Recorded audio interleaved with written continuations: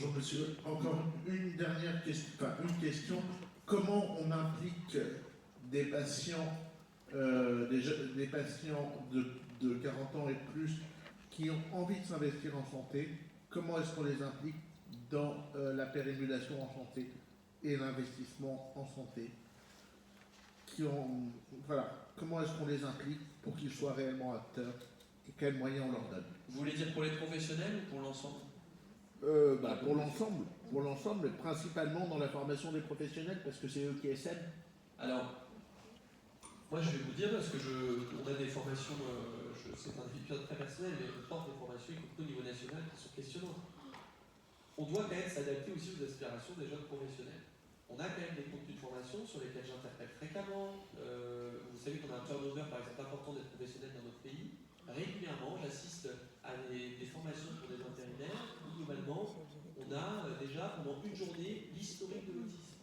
Je suis désolé, l'historique de l'autisme, aucun intérêt pour un professionnel qui déjà va passer 2 mois dans un établissement en intérim, les mois d'après sera peut-être dans un EHPAD, droit au but.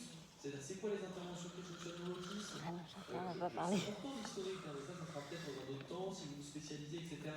On doit avoir des formations qui sont plus interventionnelles, plus pratiques, plus conformes. Je mentionne notamment une initiative que l'on est en train de développer, c'est que nous créons un portail en ligne qui est, je vous rassure, c'est pas un énième site internet, etc. J'ai demandé à ce que les sites internet qui existent dans le champ de l'autisme et qu'on pilote au niveau national convergent et qu'ils intègrent en leur sein un portail qui va permettre de faire le tri entre les formations qui sont conformes, qui sont pratiques pour les professionnels et celles qui ne le sont pas. Aujourd'hui, le label Calliope, par exemple, ne permet pas suffisamment de juger la qualité des formations. Et donc, il faut qu'on aille plus loin. Donc ça, c'est un élément. Et après, il y a un sujet d'attractivité. Je le dis souvent, les professionnels, quand ils arrivent en établissement sanitaire, médico-social, il y a un moment, ils ont besoin de savoir pourquoi ils viennent. Est-ce que je viens uniquement, et je suis désolé, je vais être très provoque, pour qu'un enfant de 4 ans, autiste très sévère, je le mette dans une pataugeoire avec 3 jouets en plastique?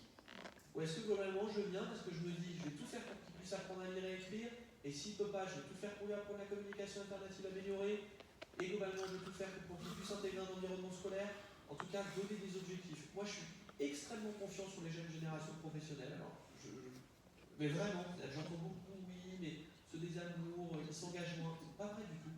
Ce que je constate juste, c'est que les jeunes professionnels ne veulent pas tenir les bouts. Ils veulent venir avec un objectif précis, savoir pourquoi ils travaillent. J'ai une immense confiance en eux. C'est des pragmatiques, ils sont bien plus pragmatiques. Alors, moi, je me considère encore un peu jeune, mais ils sont bien plus pragmatiques que ce que je suis. Merci beaucoup. Je suis désolée, c'est vraiment très frustrant pour vous.